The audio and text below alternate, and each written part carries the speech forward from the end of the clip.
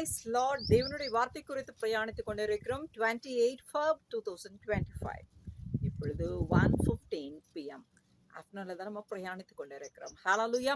இன்றைய நாள்ல 2 ராஜாக்கள்ல மிகவும் ஒரு அற்புதமான ஒரு மனிதனை குறித்து நம்ம இப்ப பார்க்க போறோம். அவர் கர்த்தருடைய உண்மையுள்ள தீர்க்கதரிசி, உண்மையுள்ள ஒரு ஊழியக்காரராக முகதாட்சியமும் முகஸ்துதியும் பண்ணாம அவர் எப்படி கர்த்தருடைய வார்த்தையை பகிரங்கமா தைரியமாக அவர் உரைத்தார் என்று சொல்லி பார்க்க போறோம். அவருடைய அந்த தீர்க்க தரிசனத்தின் காரியங்களும் அதிலேயே மாயமாளமான தீர்க்க தரிசனத்தின் காரியங்களையும் இந்த இடத்துல அழகா விவரிச்சு சொன்ன காரியங்களை நம்ம இன்னைக்கு பார்க்க போகிறோம். ஹalleluya. 2 ராஜாக்கள் 22வது அதிகாரம். சீரியருக்கும் இஸ்ரவேலருக்கும் 3 வருஷம் யுத்தம் இல்லாமல் இருந்தது. ஹalleluya. அப்பொழுது 3ஆம் வருஷத்துல யூதாவினுடைய ராஜா யோசபாத், இஸ்ரவேலின் ராஜா ஆகாப். ஹalleluya. அப்போ இந்த யூதாவின் ராஜா என்ன பண்றாரு, இஸ்ரவேலின் ராஜாவின் இடத்துல ஜஸ்ட் ஒரு courtesy விசிட், அவங்க நல்ல ஒரு நட்பா இருந்ததுனால போயிருக்கும் போது அப்போ சொல்றாரு, இஸ்ரவேலின் ராஜா தன்னுடைய ஊழியக்காரர்களை எல்லாம் பார்த்து என்ன சொல்றாரு, கீலேயாத்தில் உள்ள ராமோத் நம்முடையதென்று அறியீர்களா? நாம் அதை சீரியா ராஜாவின் கையிலிருந்து பிடித்து கொள்ளாமல் சும்மா இருப்பானேன் என்று சொல்லி அப்போ கேட்கிறாரு யோசபாத் கிட்ட, நீயும் என்னோட கூட வரையா? நம்ம போயிட்டு யுத்தம் பண்ணி அந்த ராமத்தை என்ன பண்ணலாம், கைப்பற்றி கொள்ளலாம் அப்படிங்கிறாரு. உடனே யோசபாத் என்ன சொல்லுகிறார் பாருங்க, இது எல்லாமே நம்ம ஏன் வேதத்தை தியானிக்கணும், படிக்கணும்னா நம்ம எப்படி வாழணும்னு அதன் மூலமா கற்றுக்கொள்வதற்காக தான். நம்ம என்னதான் ஆண்டவருக்காக ஆண்டவரோட ஆண்டவருடைய வார்த்தைகளை கை கொண்டு நடக்கிறவர்களாக இருந்த போதிலும் நம்ம நிதானிக்க வேண்டிய காரியங்கள் இந்த வேதத்திலிருந்து கற்றுக்கொள்ள வேண்டும். யோசபாத்து கர்த்தருக்கு பிரியமாய் இருக்கக்கூடிய தேவனுடைய வார்த்தையின்படி கை கொண்டு நடக்கிற ஒரு நல்ல மனிதன், நல்ல ராஜாவும் கூட, கர்த்தர் பிரியமாய் ஆசீர்வதித்திருக்கிற ஒரு நல்ல பாத்திரம். இவர் என்ன சொல்றாரு, இந்த மாதிரி இக்கட்டான சூழ்நிலை நம்மளுடைய லைஃப்லயும் வந்திருக்கும். மேபி பார்த்துட்டீங்கன்னா உங்களுடைய ஃபேமிலி, உங்களுடைய பிஸ்னஸ், உங்களுடைய ப்ரொஃபஷ்னல், மேபி நீங்கள் ஒரு காலேஜ் ஸ்டூடெண்ட்டாக கூட இருக்கலாம். நம்மளுடைய ஃப்ரெண்ட்ஸுகளுக்காக நம்மளுடைய அந்த அதாவது எதிர்பார்த்துருக்கவே மாட்டோம், மிகப்பெரிய ஒரு கமிட்மெண்ட் நம்ம வாயிலிருந்து வாங்கிடுவாங்க. ஸோ இந்த மாதிரி இருக்கும். அது எல்லா தரப்பட்ட ஸ்டேஜ்லேயும் இருக்குது. நீங்கள் ஒரு ஸ்கூல் ஸ்டூடெண்ட்ஸாக இருக்கலாம், ஒரு காலேஜில் படிக்கக்கூடியவங்களாக இருக்கலாம், இல்லை வேலை ஸ்தலத்தில் இருக்கிறவங்களா இருக்கலாம், இல்லை பிஸ்னஸ் பர்சனாக இருக்கலாம், இல்லை நீங்கள் வயோதயத்தில் இருக்கிறவங்களா இருக்கலாம்.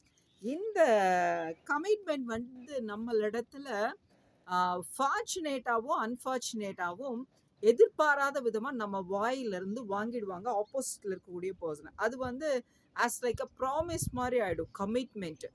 இந்த இடத்துல தான் நீங்கள் மிகவும் நிதானிக்கணும். உங்களுடைய வாழ்க்கையில் நீங்கள் ட்ராவல் பண்ணுகிற எல்லா காரியங்களிலும் கவனிக்க வேண்டிய காரியம். ஏன்னா நமக்கு எதிரடையாக இருக்கக்கூடிய சத்ருவானவன் பிசாசு, அவன் கர்ஜிக்கிற சிங்கம் போல யாரைய பட்சித்து போடலான்னு சொல்லி வகை தேடி சுற்றி திரிந்து கொண்டிருக்கிறான். ஸோ நம்மளுடைய வாயின் வார்த்தையில தான் நம்மளை விழ செய்வான். ஸோ அதுக்கு ஆப்போசிட்ல இருக்கக்கூடிய பர்சன் நம்மளோட டிராவல் பண்ணுகிறவங்கள ரொம்ப அழகா பயன்படுத்தி கொள்வான். ஏன்னா அதனுடைய பின்னணி என்னன்னு சொல்லி அவனுக்கு, சத்ருவுக்கு தெரியும், நமக்கு தெரியாது. பட் நம் கர்த்தருக்கு தெரியும். நம்ம கர்த்தரோட வாழ்ந்து கொண்டு இருக்கும் போது ஆவியானவர் சொல்லிடுவார், இதுக்கு நீ என்ன பண்ணாத, உடன்படாத, வாக்கு கொடுக்காத, எல்லா காரியங்களும் நம்மளை லீட் பண்ணுவார். சரி, பார்க்கலாம். அதனாலதான் அந்த நீங்க கமிட்மெண்ட் உங்க வாயின் வார்த்தை திறந்து நம்ம கர்த்தர் சமூகத்துல ஜெபிக்காம யாருக்கும் எந்த ஒரு ஆண்டவருடைய சித்தம் என்று சொல்லி அவர் அனுமதிக்காத காரியங்களில் நீங்க கமிட்மெண்ட் கொடுத்துடக்கூடாது. இப்படி கமிட்மெண்ட் கொடுத்ததுனால தான் பிஸ்னஸ் லாஸ், ப்ரொஃபஷ்னலில், வேலை ஸ்தலங்களில், குடும்பங்களில் அநேகத்தில் இழந்து, நஷ்டப்பட்டு, பிரச்சனைகளுக்கு ஆட்கொள்ளப்பட்டு, அநேகத்தை இழந்து, சொல்லப்போனால் எல்லாமே அழிந்து போய் கூட இருக்கக்கூடிய ஒரு சூழ்நிலைகள்லாம் நிறைய இருக்குது. ஸோ அதுக்கு நீங்கள் இது ரொம்ப முக்கியமான பார்த்தீங்கன்னா 2 ராஜா, இந்த 2 ராஜாவும் எதை குறித்து பேசுகிறாங்க அப்படின்னு நீங்கள் இது கேஷுவல் டாக்காக அவர் எடுக்கிறாரு. ராமோத் நம்மளுடையதாக தானே இருந்துச்சு, நம்ம இப்போ ஏன் அதை விட்டு கொடுத்துட்டு நம்ம உட்காந்துருக்குறோம், நம்ம அதை போய் கைப்பிடிக்கலாமே, கைப்பற்றி கொள்ளலாமேன்னு சொல்லிட்டு ரொம்ப கேஷுவலாக ஆகாப் ராஜா சொல்லுகிறார். இதுக்கு ஆகாப் வந்து எப்படிப்பட்டவராக இருக்கிறாருன்னு சொல்லிட்டு இன்னொரு ஒரு அத்தியாயத்துல நம்ம பார்க்கலாம். பட் யோசபாத் எப்பொழுதும் கர்த்தருக்கு பிரியமானவரா இருக்கிறாங்க. சரிங்களா? சரி, இப்ப பாக்குங்க, 22வது அதிகாரம் 1 ராஜாக்கள் அதுல 4வது வசனத்துல நம்ம பார்க்கலாம். யோசபாத்தை நோக்கி, கீலேயாத்திலுள்ள ராமோத்தின் மேல் யுத்தம் பண்ண என்னோட கூட வருகிறீரா என்று கேட்டான். உடனே யோசபாத்து பதில் என்ன சொல்றாரு பாருங்க. இவர் கர்த்தரிடத்துல ஜெபித்துட்டு, ஓகே நான் கொஞ்சம் சிந்திச்சுட்டு சொல்றேன்னு சொல்லலாம். கொஞ்சம் கால அவகாசம் எடுத்து கூட நம்ம இந்த விஷயத்த பேசலாம்னு சொல்லியிருக்கலாம். பட் அவர் என்ன சொல்றாரு, இம்மீடியட்டா இப்படித்தான் வரும் சூழ்நிலைகள். மிகவும் நெருங்கின நண்பர்களா இருக்கலாம், மிகவும் நெருங்கின உறவுகளா இருக்கலாம், இல்ல நம்ம பிசினஸ்ல வந்து ரொம்ப நம்பிக்கையுள்ளவங்களா இருக்கலாம். அவங்க மூலமா கொடுக்கக்கூடிய அந்த வாயின் வார்த்தைகள், அந்த கமிட்மெண்ட் நம்ம கிட்ட இருந்து வாங்கக்கூடியது பார்த்தீங்கன்னா மிகவும் பெரிய ஆபத்து விளைவிக்கக்கூடியதாக இருக்கும். அது நமக்கு தெரியாது, ஆனா பிசாசானவனுக்கு தெரியும். ஆகையினால எல்லா விஷயத்திலுமே நம்ம என்ன பண்ணணும், கர்த்தர் சமூகத்துல அமர்ந்து தேவனுக்கு இது சித்தமா, இதை நான் செய்யலாமான்னு கேட்டுட்டு தான் செய்யணும். அப்படி செய்யாத எல்லா விஷயங்களிலும் நஷ்டங்களும் பிரச்சனைகளும் எல்லா விதமான இழப்புகளும் உண்டாகும். இப்ப இந்த இடத்துல நீங்க கவனிக்கணும், அவர் என்ன சொல்றாரு, யோசபாத் இஸ்ரவேலின் ராஜாவை நோக்கி, நான் தான் நீர், என்னுடைய ஜனங்கள் உம்முடைய ஜனங்கள், என்னுடைய குதிரைகள் உம்முடைய குதிரைகள் என்றான். எப்படி சொல்றாரு பாருங்க. நம்ம சொல்லுவோம்ல, அடிக்க ஒரு தடவை ரொம்ப நெருங்கின ஃப்ரெண்ட்ஸு, இல்லை ரொம்ப நம்பிக்கைக்குரியவங்க, இல்லை பிஸ்னஸில் வந்து நல்லா நம்மளோட கை கோர்த்து பிரயாணித்து கொண்டு இருக்கிறவங்க, அப்போ எல்லாம் நம்ம என்ன சொல்கிறோம், என்னப்பா நீ வேற நான் வேறையா அப்படிலாம் பிரித்து பார்க்காத, என்னோட இதெல்லாம் உன்னுடைய தான் அப்படின்னுலாம். ஃபேமிலிலே கூட அப்படிலாம் ரொம்ப உரிமை பாராட்டிக்கிறவங்கள நிறைய இருக்கிறாங்க. அப்படியெல்லாம் வந்து உரிமை பாராட்டி சொல்லுவாங்க. ஸோ இந்த மாதிரி காரியங்களா அது வந்து சும்மா எந்த ஒரு நார்மல் டாக்குக்கு வேணும், பட் எந்த விதமான சீரியஸான விஷயங்களுக்கு நம்ம எப்படி கையாளணும், நம்ம அதை தெரிந்து கவனமாக கையாள வேண்டும். ஹல்லேலூயா. ஏன்னா நம்மளுடைய வாழ்க்கையில பிரச்சனைகள், போராட்டங்கள், நஷ்டங்கள், இழப்புகள் நம்ம சந்தித்து வரும்போது அடுத்து நம்ம எடுத்து வைக்கக்கூடிய ஒவ்வொரு ஸ்டெப்பும் நம்ம கவனித்து தான் எடுத்து வைக்க வேண்டும். கவனத்துடன் தான் நம்மளுடைய ஒவ்வொரு ஸ்டெப்பும் எடுத்து வைக்க வேண்டும். நம்மளுடைய வாழ்க்கையில் வருகிற காரியங்கள், பிஸ்னஸ்னுடைய கமிட்மெண்ட்ஸ், ப்ரொஃபஷ்னல், ஈவன் தோ வந்து நம்ம ஃபேமிலியில் நடக்கக்கூடிய காரியங்கள் எல்லா விதத்துலேயுமே நம்ம அடுத்து ஒரு இழப்பு, ஒரு நஷ்டத்தை சந்திச்சுட்டு வரோமா, அடுத்து நம்மளுடைய எல்லா காரியங்களிலும் கவனத்தோடு செயல்படணும், ஜாக்கிரதையோடு செயல்பட வேண்டும். நம்மளுடைய வாயின் வார்த்தைகள் அதில் மிகவும் கவனம் செலுத்த வேண்டும். ஹல்லேலூயா.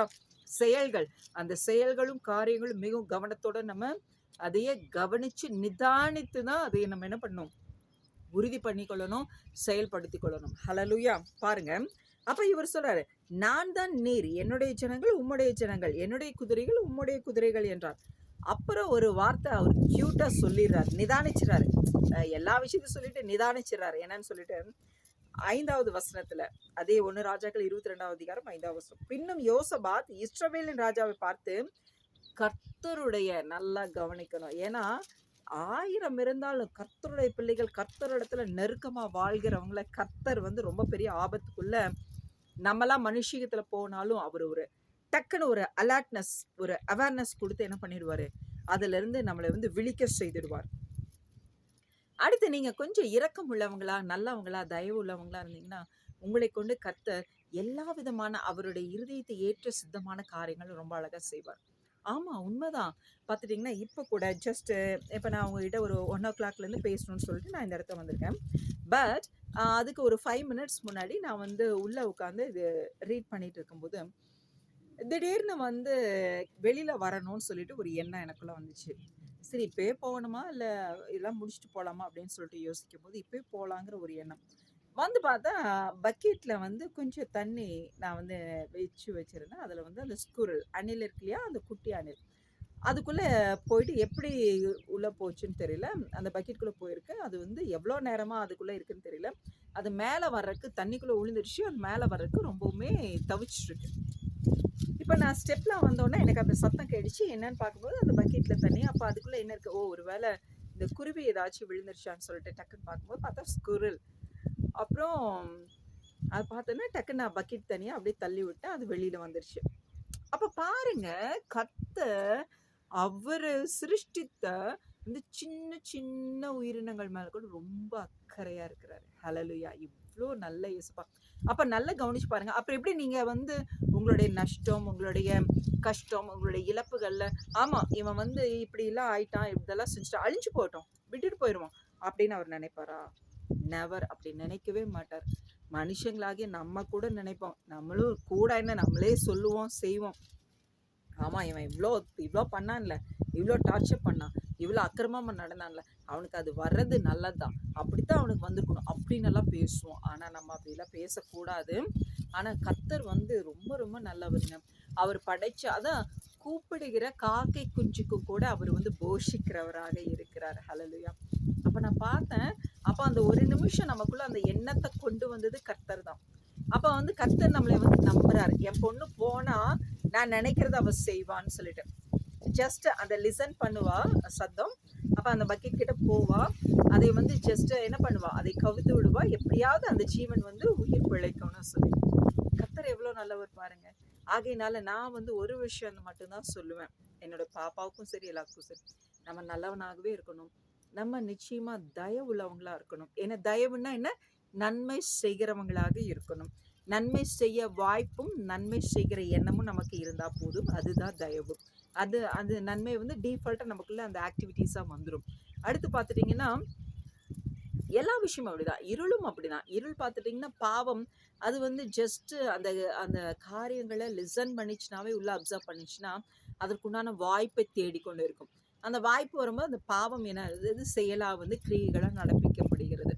இதே போலதான் நன்மைகள், நம்ம நன்மை செய்யணும், நம்ம நல்லவனா இருக்கும்போது நமக்குள்ள அந்த விஷயங்கள் வளரும்போது, நன்மை செய்யறதுக்கு உண்டான ஒரு தருணம் கிடைக்கும்போது நம்மளால ஈஸியா செய்ய முடியும்.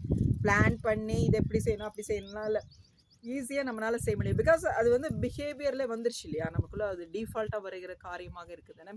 சரி இந்த மாதிரி ஆகையினால ஆண்டவர் தயவுள்ளவன் மேல அவர் மிகவும் தயவுள்ளவராக இருக்கிறார். தயவுள்ளவனுக்கு தயவுள்ளவராக இருக்கிறார். இரக்கம் செய்கிறவராக நீங்க இருந்தீங்கன்னா உங்களுக்கு ஆண்டவர் இரக்கம் செய்கிறவராக இருக்கிறார். எஸ், நமக்கு அநேக காரியங்கள், அநேக சூழ்நிலைகள், ஆபத்துகள், இக்கட்டான நெருக்கங்கள் இந்த மாதிரிலாம் வரும். அப்ப வரும்போது நம்ம இதுவரைக்கும் எப்படி வாழ்ந்தோமோ, நம்ம எப்படிப்பட்ட குணாதிசயத்தோடு இருந்திருக்கிறோமோ, அதுக்கு தகுந்த மாதிரி கர்த்தர் நமக்கு இம்மீடியட்டா உதவி செய்வார். ஹல்லேலூயா. குணாதிசயம்ங்கிறது ஆண்டவருடைய வேதத்திலும் சரி, என்னுடைய பாயிண்ட் ஆஃப் வியூலும் சரி ரொம்ப ரொம்ப முக்கியம். ஒரு மனிதனுடைய ஆணிவேர், அவனுடைய வாழ்க்கை ஆசீர்வாதமா அற்புதமா அமைவதற்கு நம்மளுடைய குணாதிசயம் தான் காரணம். ஹல்லேலூயா. சரி, ஓகே. இப்போ இந்த காரியத்துல அவர் வந்து ஒரு விஷயத்தை நிதானிக்கிறார். என்னன்னு சொல்லிட்டு யோசபாத் வந்து கேட்கிறார், கர்த்தருடைய வார்த்தையை இன்றைக்கு விசாரித்து அறியும் என்றான். ஆகாப் ராஜா கிட்ட, இஸ்ரவேல் ராஜா கிட்ட அவர் சொல்றாரு. சரி, அப்பொழுது வந்து சொல்றாரு 6வது வசனம், அதே 1 ராஜாக்கள் 22வது அதிகாரம் 6வது வசனத்துல, அப்பொழுது இஸ்ரவேலின் ராஜா ஏறக்குறைய 400 தீர்க்கதரிசிகளை கூடி வர செய்து, நான் கீலேயாத்தில் உள்ள ராமோத்தின் மேல் யுத்தம் பண்ண போகலாமா போகலாகாதா அப்படின்னு டீட்டெயிலா கேட்கிறாரு. என்று அவர்களை கேட்டதற்கு அவர்கள், போம் ஆண்டவரே, ராஜாவின் கையில் ஒப்பு கொடுப்பார். என்ன சொல்றாரு, நீங்க போலாம், போம், ஆண்டவர் ராஜாவின் கையில் ஒப்பு கொடுப்பார் என்றார்கள். ஆண்டவர் வந்து என்ன பண்ணுவாராம், உங்க கையில அந்த ராமத்தை ஒப்பு கொடுப்பாரு அப்படின்னு சொல்லி 400 தீர்க்கதரிசி ஒரே வார்த்தையை வந்து சொல்றாங்க. அப்ப சொல்லும் போது யோசபாத்துக்கு ஒரு வித்தியாசம். ஆண்டவரோட வாழ்கிறவன் நடக்கிறவங்களுக்கு வித்தியாசமான வார்த்தைகள் ஈஸியா என்ன பண்ணலாம், ஐடென்டிஃபை பண்ணிடலாம். பாருங்க அந்த இடத்துல பின்பு 400 பேர் சொல்றாங்கன்னு அவர் யோசிக்கல. அந்த வார்த்தை எல்லாரும் ஏகமா ஒரே மாதிரி நீங்க போங்க, ஆண்டவர் உங்க கையில ஒப்பு கொடுப்பாருன்னு சொன்னோன்னா இம்மீடியட்டா யோசபாத் சொல்றாரு, பின்பு யோசபாத், நாம் விசாரித்து அறிகிறதற்கு இவர்களை அல்லாமல், கவனித்துக் கொள்ளணும், ஒருவேளை நம்ம ஊழியக்காரவங்களா இருந்தா, ஒரு தீர்க்கதரிசியாக இருந்தா, கர்த்தருடைய ஊழியத்தை செய்கிறவர்களாக இருந்தா, இந்த விஷயம், இந்த மெசேஜை தயவு செய்து லெசன் பண்ண வேண்டியது அவசியமாக இருக்கிறது. கவனிங்க. அப்போ முகஸ்துதிக்காக ஒரு மனிதனை பிரைஸ் பண்ணி அது நிமித்தம் நமக்கு ஒரு ஆதாயம் வருகிறது, அதை நிமித்தம் நம்ம வாழ்ந்து பிழைக்கலாங்கிறதுக்காக ஊழியம் செய்யவே கூடாது. ஹல்லேலூயா. எலியாவினுடைய அபிஷேகம் இருக்கக்கூடியவங்க நிச்சயமா, அதனாலதான் எலியா வந்து இதே ஆகாப் கிட்ட அவர் மோதி இருக்கிறாரு. அதெல்லாம் நம்ம இன்னொரு இதுல கூட நம்ம தியானிக்கலாம். அப்போ மிகாயா வந்து ரொம்ப அழகா இந்த இடத்துல வந்து அவர் வெளிப்பட போறார். அதாவது இட்ஸ் ஒன் ஆஃப் த நல்ல ஹீரோவா வெளிப்படுவார் பாருங்க. அப்போ 400 பேரு எப்படிப்பட்டவங்களா இருந்திருக்காங்க? ராஜாவுக்காக செயல்படுகிறவங்க. அது மாத்திரமல்ல, ஏகமாய் கர்த்தருடைய ஆவியானவரை கொண்டு பேச முடியாதபடிக்கு அவர்களிடத்துல இடறல்கள் உண்டு பண்ணி, அவர்கள் தேவ ஆவியினால் நடத்தப்படாதபடிக்கு அவர்களிடத்துல ஏதோ ஒரு பிளவு இருந்திருக்கிறது. கவனிச்சீங்களா? அப்ப அந்த 400 பேர் எப்படிப்பட்டவனா இருந்திருக்கான்? இந்த இடத்துல நீங்க லிசன் பண்ணணும். இந்த 400 தீர்க்கதரிசிகளுக்குள்ள கர்த்தருடைய வார்த்தை வந்து செயல்பட வேண்டும். கர்த்தருடைய வார்த்தை அல்லாமல் அந்த இடத்துல வேறொரு காரியம் நடக்கிறதுக்கு அவங்க பாத்திரங்களாக இருக்கிறாங்கன்னா, அப்ப அவர்கள் இடத்துல என்னென்ன காரியங்கள் வெளிப்பட்டு இருக்கும். இதைதான் நம்ம இந்த இடத்துல லிசன் பண்ண வேண்டிய காரியம். சரி, மிகாயாவை பார்த்துட்டு கூட இந்த 400 பேரை குறிச்சு இன்னும் கொஞ்சம் கூட டீட்டெயில்டா பார்க்கலாம். அப்ப பாருங்க, பின்பு யோசபாத், நாம் விசாரித்து அறிகிறதற்கு இவர்களை அல்லாமல் கர்த்தருடைய தீர்க்கதரிசி வேற யாராகிலும் இங்கே இல்லையா என்று கேட்டான். 7வது வசனத்துல. அப்பொழுது இஸ்ரவேலின் ராஜா சொல்லுகிறார். எப்படி? அதாவது நமக்கு சாதகமா நம்மளுடைய முகத்தை பார்த்து முகதாட்சியத்தோட, அதாவது பாலாக்கு ராஜா ஒரு பிளான் பண்ணி பிழையாம அழைத்து கொண்டு வந்தாரே, அந்த மாதிரி பிழையாம் வந்து கடைசி வரைக்கும் கர்த்தருடைய வார்த்தை என்னவோ அதுதான் ஜெயித்தது. கர்த்தருடைய வார்த்தை தான் அவருடைய வாயில பிரவேசிக்க கர்த்தர் செய்தார். ஆனாலும் வெளியில வரும்போது அவர் மனுஷீகத்துல பாலாக்குக்காக முகஸ்துதி பண்ணிட்டு அந்த இடத்துல என்ன முகாந்தரம் இருந்தா கர்த்தரே இவர்களை அழிப்பாருன்னு சொல்லி கொடுத்து சூட்சமத்தை சொல்லி கொடுத்து வந்தாங்க. அதுதான் பிழையாம் வந்து செய்த தவறு. அப்ப பிழையாமனுடைய காரியங்கள்லயும் நிறைய இருக்கு. அப்போ நம்ம எந்த சூழ்நிலையிலும் எப்படி இருக்கணும், கர்த்தருடைய ஊழியத்தை செய்யணுங்கிறது இந்த இடத்துல வெரி வெரி வெரி இம்பார்ட்டன்ட். அதாவது மக்களுக்கு தகுந்த மாதிரி நம்ம வந்து கர்த்தருடைய வார்த்தையை புரட்டி பேசுகிறதோ, கர்த்தர் சொல்லாத வார்த்தையை கர்த்தர் தான் சொன்னார் என்று சொல்லுகிறதோ, அதன் மூலமாக நமக்கு ஆதாயத்தை வருவித்துக் கொள்வதோ, அதெல்லாம் வந்து பரலோகம் கொண்டு போகாது. மீறி போனா அது என்ன விதமான ஆதாயமா இருக்கும்? இந்த உலகத்துல பூமியில வாழ்வதற்குண்டான ஆதாயம் தானே. சரி, அந்த ஆதாயத்துக்காக வாழ்ந்துட்டு நாளைக்கு எங்க போக போறீங்க? நரகத்துக்கு தான் போகணும். அப்படிப்பட்ட ஆதாயத்துக்காக இதை செய்யணுமா? கர்த்தர் எப்பேற்பட்ட ஒரு நல்ல ஒரு பரிசுத்தமுள்ள ஒரு அபிஷேகத்தோட அவருடைய ஊழியர்களாக அந்த ஒரு ஸ்தானத்தை நமக்கு கொடுத்திருக்கும் போது அதைய கண்ணும் கருத்துமாக நம்ம என்ன பண்ணணும்? நாள்தோறும் பயபக்தியோட நம்ம கை கொண்டு நடக்க வேண்டும். ஊழியத்தை குறித்து நம்ம நிறைய பேசணும். கர்த்தர் வந்து ஆக்சுவலா இது வரைக்கும் நம்ம இதுல பார்த்துட்டீங்கன்னா மீட்டிங் நடந்தது மட்டும்தான் கர்த்தருடைய புயம், கர்த்தருடைய ஊழியர்களுக்காக பேசினது மட்டும்தான் அதுல போட்டிருக்கோம்.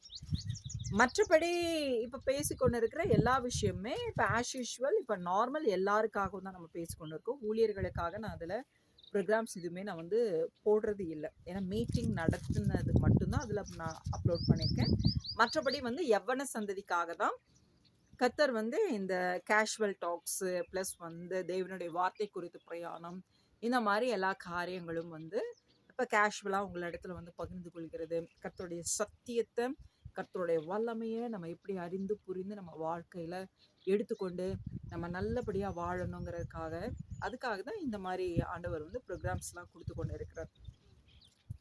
பட் கர்த்தரின் புயம் ஊழியர்களை வணைதல்ங்கிறது பார்த்துட்டிங்கன்னா அவங்களுக்கு ரொம்ப ஒரு ஹெவியான சப்ஜெக்ட்ஸாக தான் ஆண்டவர் வந்து எடுத்து கொடுப்பாரு.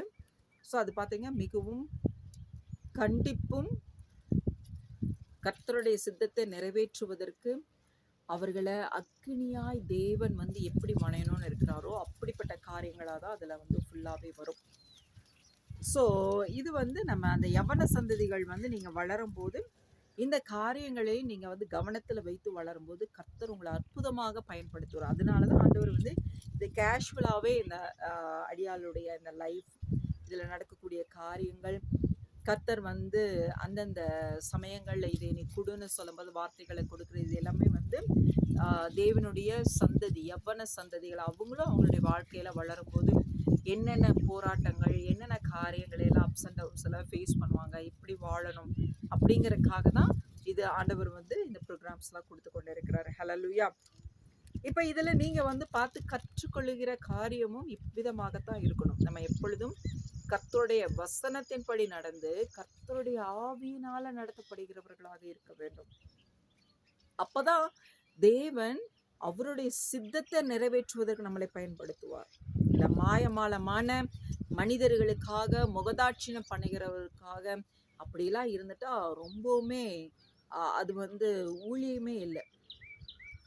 பாருங்க, இதுல வந்து ஒரு விஷயத்தை நான் உங்களுக்கு வந்து சாட்சியா இந்த இடத்துல வந்து பகிர்ந்து கொள்கிறேன்.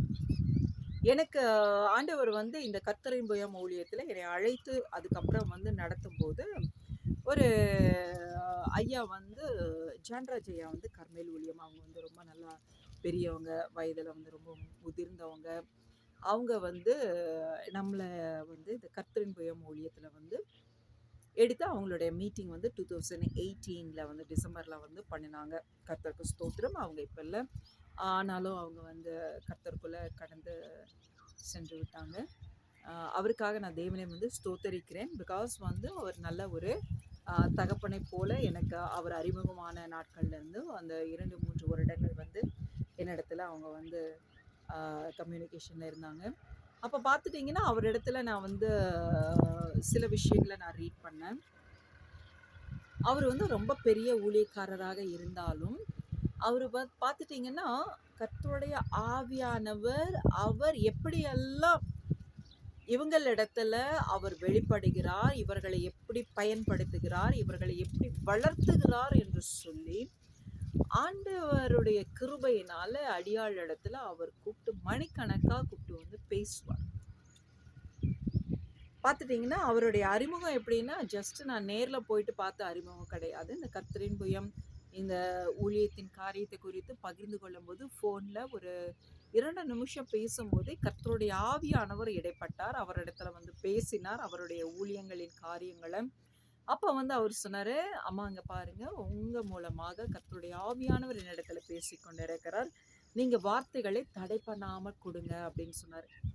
அப்போ வந்து எனக்கு கொஞ்சம் ஒரு மாதிரி இருந்துச்சு. ஏன்னா நம்ம இப்போதான் அறிமுகமே ஆகிறோம். இப்போ இதில் வந்து நம்ம எப்படி எடுத்தோன்னே இந்த மாதிரி ஒரு ப்ரேயர் காரியம் அப்படின்னு சொல்லி நான் யோசிக்கும்போது ஒரு மறுபடியும் சொல்கிறேம்மா பாருங்கள், நான் ரொம்ப பெரியவங்க இல்லை பெரிய ஒரு இந்த மாதிரி ஊழியங்கள்னு சொல்லிட்டு நீங்கள் அதை மைண்டில் வச்சு நீங்கள் வந்து எதையும் வந்து தடை பண்ணாதீங்க. கர்த்தருடைய ஆவியானவர் உங்கள் மூலமாக என்னிடத்து பேசிக்கொண்டே இருக்கிறார், அவர் கொடுக்குற வார்த்தையை தடையில்லாமல் கொடுங்க அப்படின்னு சொன்னார். அப்போ அந்த நேரத்தில் பார்த்துட்டிங்கன்னா அப்போது ஆண்டவர் வந்து பேசுகிறாரு, அவருக்கு உண்டான ப்ராஃபஸி எல்லாமே வருகிறது. அப்புறம் சத்ருவினுடைய கிரியைகள் எல்லாத்தையும் ஆண்டவர் சொல்லுகிறார், அதை வந்து முறியடித்து ஜெபிக்கிறாரு. அதுக்கப்புறம் பார்த்துட்டிங்கன்னா அதுக்கப்புறம் என்னை குறித்தது உண்டான அடியாளை குறித்தது உண்டான அறிமுகம் நான் செய்ய ஆண்டவர் எனக்கு இடம் கொடுக்கல, ஆண்டவரே அவரே அறிமுகம் கொடுத்துட்டார். அதுதான் இந்த எளியவள் மேலே கர்த்தர் எனக்கு வச்சிருக்கிற ஒரு கிருபையும் ஒரு தயவும். கர்த்தர் ரொம்ப நல்லவர். அப்போ பார்த்துட்டிங்கன்னா அப்போது அவர் வந்து அடுத்த ஒரு 5வது நிமிஷத்தில் அவர் வந்து பேச ஆரம்பிச்சிட்டாரு. என்னன்னு சொல்லிட்டு, நீங்கள் கர்த்தருடைய தீர்க்கதரிசிமா, இப்போ சொல்லுங்க, இப்போது கர்த்தர் உங்கள் மூலமாக என்னை நான் இத்தனை வருஷம் எப்படி இருந்தேன்னு சொல்லிட்டாரு, இனி நீ எப்படி உன்னுடைய ஊழியம் இருக்குன்னு சொல்லிட்டாரு, நான் எப்படி இன்னும் வளரணும்னு சொல்லியிருக்காரு. என்னுடைய இந்த 73 வயதில் இந்த வயோதிகத்திலையும் கர்த்தர் வந்து இப்படி ஒரு இளம் ஊழியர் மூலமாக இப்படி பேசியிருக்காருங்க போது எனக்கு மிகவும் வந்து ஆச்சரியமாக இருக்கிறது. நான் கர்த்தரை ஸ்தோத்தரிக்கிறேன் அப்படின்னு சொல்லி தான் அறிமுகமே ஆனது. அதே போல் அவருடைய அந்த மீட்டிங்கில் அறிமுகப்படுத்தினது என்னன்னு கேட்டிங்கன்னா, நான் எவ்வளோ ஊழியர்களை பார்த்துருக்கிறேன், ஆனால் வந்து கர்த்தருடைய ஆவியானவர் இவ்விதமாக விசேஷித்த விதமாக இந்த மகளுக்குள்ள இருந்து அவர் செயல்படுகிறதும் இந்த மகளை எடுத்து பயன்படுத்துகிறதும் மிகவும் வந்து அற்புதமாய் நான் வந்து இதுவரைக்கும் காணாத விஷயங்களா இந்த மகளிடத்துல நான் வந்து கண்டேன். இதன் மூலமா நான் நிறைய கற்றுக்கொண்டேன்னு சொல்லி அந்த அறிமுகத்துல வந்து அவர் அறிமுகம் பண்ணி தான் அந்த இது மீட்டிங்கே வந்து ஸ்டார்ட் பண்ணி என் கையில் கொடுத்தாரு. ஸோ இந்த இடத்துல ஏன் அவரை வந்து சொல்ல வந்தேன்னு கேட்டிங்கன்னா, அவர் வந்து இந்த தீர்க்க தரிசன காரியங்கள் வந்து ஆண்டவர் ஒவ்வொருத்தருக்கும் ஒவ்வொரு வல்லமைகள் தரிசனங்கள் எல்லாமே கொடுத்து தான் நடத்துவார். அதாவது நம்மளை நீங்க வந்து ஒரு சபை மேய்ப்பரா இருக்கன்னா, அதுக்குண்டான வல்லமைகள், வரங்கள் குடுத்து தான் நடத்துவாரு. அப்போ அதேபோல சுவிசேஷம், அடுத்து வந்து போதிக்கிற ஊழியம், இந்த மாரி ஒவ்வொரு ஊழியங்களுக்குமே. ம். அப்ப நம்மள வந்து என்ன ஊழியத்துக்கு அழைச்சிருக்காரோ, அதுக்கு தகுந்த மாரி வல்லமைகள், வரங்கள், அபிஷேகங்கள், கிருபைகள் எல்லாம் குடுத்து தான் அவர் வந்து நடத்தி வைப்பார். அப்போ ஸ்டார்ட்டிங்ல பார்த்துட்டீங்கன்னா, இந்த நம்ம சொன்னோம் இல்லைங்களா? Personality development work shop training. அதுல வந்து நெறைய காரியங்கள், நெறைய ஸ்டூடண்ட்ஸ்க்கு வந்து நெறைய அற்புதங்கள், அதிசயங்கள் ஆண்டவர் வந்து செய்திருக்கிறாரு. ஆஸ் லைக் அ சைல்ட்ஹுட் ஏஜ்ன்னு நம்ம சொல்லுவோம்ல, நம்மள போலவே இருப்பாங்க. ஆனா வந்து அது மூல வளர்ச்சியில பார்த்துட்டீங்கன்னா, ஆ அவங்களுக்கு வந்து எப்படின்னா, ஒரு குழந்தைத்தன்மையான ஒரு பருவத்தோட இருக்கிறவங்க மாரியே இருப்பாங்க. பட் ஆனா, சரீரம் மட்டும் நல்லா வளர்ச்சி இருக்கும். நீங்க எந்த விதமா அவங்களுக்கு ட்ரெய்னிங் கொடுக்கிறீங்களோ, அவ்விதமாக தான் அவங்க என்ன பண்ணுவாங்க, அதை கற்றுக்கொண்டு வளருவாங்க. ஆனா வந்து அவங்க அவங்க ஒரு சைல்ட்ஹுட் ஏஜ் அப்படிதான் இருப்பாங்க. அவங்களுக்கு ஃபிக்ஸ் வராது, அடமெண்ட் பண்ண மாட்டாங்க. ஸோ இப்படிப்பட்ட கிரைட்டீரியாஸ மட்டும் எடுத்து, ஆண்டவர் வந்து பெரிய வல்லமையாய் வந்து அடியாள் கையில இருந்து அதை நடத்துனாரு. அதுதான் பெரிய ஆச்சரியம். அது இன்னொரு நாள் ஒரு ஒரு டைமிங்ல கூட உங்களிடத்துல நான் பகிர்ந்து கொள்கிறேன். ஸோ இந்த மாரி நெறைய விஷயங்கள். அதேபோல பார்த்துட்டீங்கன்னா, ஒரு மகனுக்கு வந்து ப்ளஸ் 2ல இருந்து 10த் படிக்கும்போது அந்த பையனுக்கு வந்து திடீர்னு ஏதோ எல்லா காரியங்களையும் பார்த்தாலும் பயம். அதனால ஸ்கூலுக்கே போகாம ட்ராப் அவுட்டு. பட் அவங்க குடும்பம் பேசிக் பேக்ரவுண்ட் வந்து ரொம்பவுமே ரொம்ப படிச்சவங்க, ரொம்ப வசதியானவங்க. இருந்த போதிலும் இந்த பையனுக்கு வந்து கன்டின்யூ பண்ண முடியல. அப்ப திடீர்னு அவன் வந்து குயிட் ஆகுறான். அப்புறம் ரொம்ப கம்பல் பண்ணி 10த் பாஸ் பண்ண வைக்கிறாங்க, எழுத வைக்கிறாங்க. அப்புறம் வந்து +1 ஸ்கூலுக்கே போகல. +2 வந்து எக்ஸாமினேஷன் வருது. இப்படியே இருந்தா லைஃப் வந்து வீணா போயிடும். அவங்களும் வந்து நெறையா ஹோமம் அது இது நெறையா கோவில் அப்படி இப்படின்னு நெறைய கூட்டிட்டு போயிட்டு வந்துட்டே இருந்திருக்காங்க. பட் வந்து அவன வந்து அந்த பயத்தின் இருளின் கிரியையிலேருந்து அவங்கள வந்து வெளியிலே கொண்டு வர முடியல. அடுத்து ரொம்ப கஷ்டப்பட்டு +2 எழுத வச்சு அவங்க கொண்டு வந்துட்டாங்க. அடுத்து வந்து அந்த மகன வந்து கோயம்புத்தூர் ஒரு நல்ல பெரிய காலேஜ், அமிர்தா காலேஜ்ல வந்து 9,00,000 அந்த மாரி அவங்க வந்து நெறையா அ இது ஸ்பெண்ட் பண்ணி, அவங்களுக்கு வந்து நல்ல ஒரு கோர்ஸ் வந்து இன்ஜினியரிங் கோர்ஸ் அவங்க வந்து ஜாயின் பண்ணி விடும்போது, கம்ப்யூட்டரைஸ்ட்ல தான் ஜாயின் பண்ணி விடும்போது, அவனால அங்க படிக்க முடியல. ஏன்னா பயம், பயம். என்ன பயம்னா, அவனால சொல்லத் தெரியல, சொல்ல முடியல. Regular day to day activities கூட அவனுக்கு செய்யறக்கு பயம். ஆ அது வந்து எல்லா விஷயமே பயம். எதுவுமே செய்ய முடியல. அந்த மாரி இருக்கும்போது பார்த்துட்டீங்கன்னா, அவன் அதுலேருந்து குயிட் ஆகி வெளியில வரான். நெறைய கவுன்சிலிங் குடுத்தாச்சு. எல்லாம் பண்ணின போதும் அவனுக்கு அந்த பயத்துலேருந்து வெளியிலயே வர முடியல. அப்புறம் வந்து அவங்க பேரண்ட்ஸ் சரி இதுக்கு மேல இவன நம்ம என்னதான் பண்றது? நம்ம நெறைய செலவு பண்ணிட்டோம். நெறைய கோவிலுக்கெல்லாம் கூட்டிட்டு போயிட்டோம். நெறைய ஹோமம்லாம் பண்ணியாச்சு. ஆனாலும் நம்மனால எதுவுமே செய்ய முடியலையே அப்படின்னு சொல்லிட்டு, சரி இதுக்கு மேல இவன நம்ம தொந்தரவு பண்ணி என்ன பண்ண போறோம்? அப்படின்னு அவங்க இருக்கக்கூடிய சமயம். இவன் என்ன பண்ணிட்டான், அந்த பீரியட்ல சரி நம்ம இதுக்கு மேல எல்லாருக்கும் பாரமா இருக்கக்கூடாதுன்னு சொல்லிட்டு, அவன் லைஃப் எண்டுக்கு வந்து முடிவு பண்ணிட்டான். அப்போ என்ன ஆயிடுச்சு, நம்மளது வந்து நம்மளுடைய ஃப்ளெக்ஸ் போர்டு வந்து அப்ப எக்ஸிபிஷன் நடந்த இடத்துல வந்து வைக்கப்பட்டிருந்தது. அப்ப வந்து அந்த அன்னைக்கு தான் ஃபைனல் டே, லாஸ்ட் டே. அப்போ வந்து அந்த எக்ஸிபிஷனுடைய அந்த மேனேஜர் இருப்பாங்க இல்லையா? அவங்க வந்து நைட்டு அந்த ஒரு 10:30 இருக்குமா. அப்ப அந்த டைமிங்ல வந்து அதைய அ இவரு வந்து மேனேஜர் ரவுண்ட்ஸ் வந்துட்டு கொண்டு இருக்கும்போது, இந்த பையன் என்ன பண்ணியிருக்கான், அவன் தான் கிட்டத்தட்ட ஒரு 18 இயர்ஸ் தான் இருக்கும் அவன். அப்ப அந்த பையன் பார்த்துட்டீங்கன்னா, ஃபுல்லா ரவுண்ட் பண்ணிட்டு, ஜஸ்ட் வாக் பண்ணிட்டு, அவன் பாட்டுல வந்துட்டுருக்கான். வந்து நம்ம போர்ட பார்த்து அப்படியே நின்னுட்டுருக்கான். நின்னுட்டு இருக்கும்போது, அந்த போர்ட்ல வந்து இவனுடைய அந்த வாலிப வயசுல ஒரு பையன ஒரு பிக்சர் போட்டு, ரொம்ப ஒரு சேடான ஒரு முகத்தோட போட்டு, ஒரு சின்ன ஒரு எக்ஸ்ப்ளனேஷன் இருக்கும். அப்புறம் மற்ற டிபார்ட்மெண்ட்ஸ் குறிச்சும் அதுல வந்து எக்ஸ்ப்ளைன் பண்ணியிருப்போம். அப்ப பார்த்துட்டு என்ன ஆயிடுச்சு, அவனுக்கு அதை பார்த்துட்டு அப்படியே லயித்து போய் நின்றுருக்கான். அப்ப அந்த மேனேஜர் வந்து கேட்டிருக்காரு, "என்ன தம்பி, இந்த சென்டர் நீங்க என்ன பார்த்தது இல்லையா? என்ன எதுக்குங்க இது பார்த்ததில்ல. இது எங்க இருக்குங்க?" அப்படின்னு கேட்டோம்னா, அவரு வந்து ஒரு சீட்ல இந்த அட்ரஸ், ஃபோன் நம்பர் எழுதி குடுத்துட்டாரு. இந்த பையன் என்ன பண்ணிட்டான், நெக்ஸ்ட் டே மார்னிங் என்ன ஆயிடுச்சு, நம்ம சென்டருக்கு வந்துட்டான். அட்ரஸ் கண்டுபிடிச்சு. அப்ப வரும்போது, அப்ப நான் சொன்னேன்ல, இந்த சைல்ட்ஹுட் ஏஜ்ல இருக்கக்கூடிய பசங்க, அப்ப அந்த மாரி ஸ்டூடண்ட்ஸும் வந்து நம்மளுடைய சென்டர்ல இருப்பாங்க. நம்ம நெறைய மெனி கிரைட்டீரியாஸ் அதில பண்ணினதுனால, ஒவ்வொன்னுக்கும் டைமிங் வச்சு ஷெட்யூல்ஸ் தான் பண்ணுவோம். பட் இந்த சைல்ட்ஹுட் ஏஜ் போல இருக்கவங்க மட்டும் ஃபுல் டே ப்ரோகிராம் போல தான் பண்ணுவோம். அவங்களுக்கு வந்து அது வந்து எப்படிலாம் ட்ரெய்னிங் குடுத்தேன்னு சொல்லிட்டு இன்னொரு நாள் சொல்றேன். அப்ப பார்த்துட்டீங்கன்னா, அந்த டைமிங்ல இப்ப மார்னிங் ஃபாஸ்டிங் ப்ரேயர் எப்பவுமே இருக்கும். அப்ப அந்த பசங்களையும் வந்து நம்ம வந்து அந்த பாட்டு, ஒரு சின்னதான ஒரு ஸ்டோரி, பைபிள் ஸ்டோரி இந்த மாதிரிலாம் சொல்லி தான் அந்த ப்ரேயர் வந்து முடிப்போம். அப்போ பார்த்துட்டிங்கன்னா இவன் வந்தவன் அந்த டைம் ப்ரேயர் டைமுக்குனால ஏதேச்சியா நின்னுட்டான். நின்னுட்டு ஜஸ்ட் லிசன் பண்ணியிருக்கான். இவனுக்குள்ள என்னமோ ஒரு திருப்தி, என்னமோ ஒரு மனசுக்கு ஒரு தைரியம். அது என்னன்னு சொல்ல தெரியல. சம்திங் என்னமோ அவனுக்குள்ள ஒரு ஆறுதல். அடுத்தது இந்த ப்ரேயர் முடிச்சுட்டு நாங்கள் வெளியே வர்றதுக்கு கொஞ்சம் டைம் எடுத்தது. ஆனால் அவன் வந்து ரொம்ப நேரமாக இப்படி சுவரில் சாஞ்சு இப்படி ஏன் நின்று பார்த்துட்டே இருந்திருக்கான். அப்புறம் பார்த்துட்டிங்கன்னா நாங்கள் முடிச்சுட்டு வெளியே வரும்போது பசங்க செய்யும், மேம் மேம் யாரோ ஒரு அண்ணா நிற்கிறாங்க. அப்புறம் வெளியில் வந்தோன்னா அவன் டக்குன்னு எங்களை பார்த்தோன்னா விருக்குன்னு பயந்துட்டான். அப்புறம் சரின்னு சொல்லிட்டு நான் கொஞ்சம் நிதானிச்சிட்டேன்.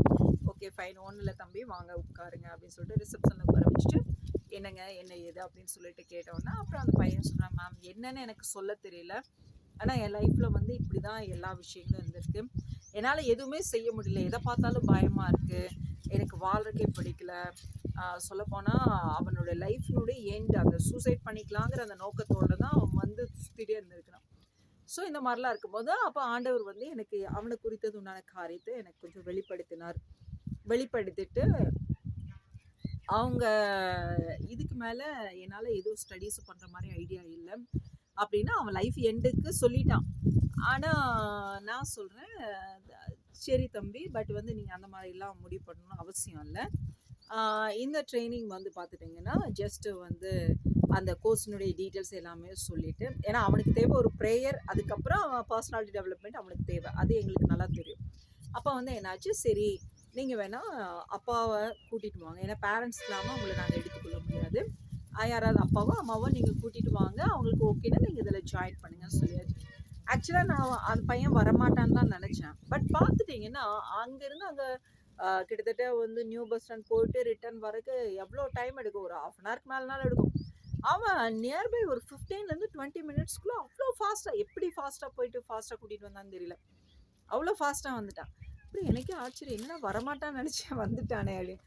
அப்புறம் பார்த்துட்டிங்கன்னா அவங்க அப்பா வந்து ரொம்பவும் அவனை குறித்து ரொம்ப வெக்ஸ் ஆகி பேசுகிறார். இப்படிலாம் இருக்குங்க, இவ்வளோ இவனுக்காக செலவு பண்ணியிருக்கேன், நாங்களும் பார்க்காத காரியங்கள் எல்லாம் எல்லாமே செஞ்சாச்சு, ஆனால் இவனுக்கு வந்து எதுவுமே அவன் மேலே தானே ப்ளேம் பண்ணுவாங்க, ஏன்னா அவங்களுக்கு அந்த பேக்ரவுண்டில் என்ன நடக்குதுன்னு தெரியாது தானே. சரின்னு சொல்லிட்டு இந்த மாதிரிலாம் சொல்லும்போது நான் அமைதியாகவே இருந்துட்டேன். அப்புறம் சரின்னு சொல்லிட்டு, ஓகே சார், இது வந்து உங்களுடைய கடைசி முயற்சியாக இருக்கட்டும், உங்களுக்கு இஷ்டம்னா இந்த கோர்ஸில் ஜாயின் பண்ணி விடுங்க, உங்கள் பையனை நல்ல ஒரு young and dynamic result oriented பர்சனாக சாதிக்கிற ஒரு மனிதனாக உருவாக்கி தருகிறேன் அப்படின்னு சொன்னேன். அப்போ அவங்க அப்பாவுக்கு என்ன தோணுச்சோ தெரியல, ஆனால் இவனுக்காக செலவு பண்ண கடைசி காசு இதுதாங்க அப்படின்னு சொல்லிட்டு அதில் கோர்ஸ் ஃபீஸில் ஹாஃப் மட்டும் கட்டிட்டு போயிட்டாங்க.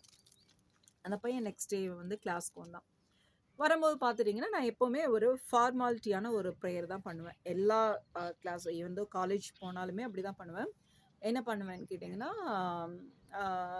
ஜீசஸ் இந்த கிளாஸஸ் வந்து நீங்கள் ஆசீர்வதிங்க, இந்த பிள்ளைகளுக்கு நீங்கள் என்ன கற்றுக் கொடுக்கணுமோ நீங்கள் வந்து கற்றுக் கொடுங்க, ஆசீர்வதிங்க, அவ்வளோதான் பண்ணுவேன், அதுக்கு மேலே எதுவும் பண்ண மாட்டேன். அடிமை மறித்து நீங்கள் வெளிப்படுங்கன்னு சொல்லுவேன், தட்ஸ் இட்.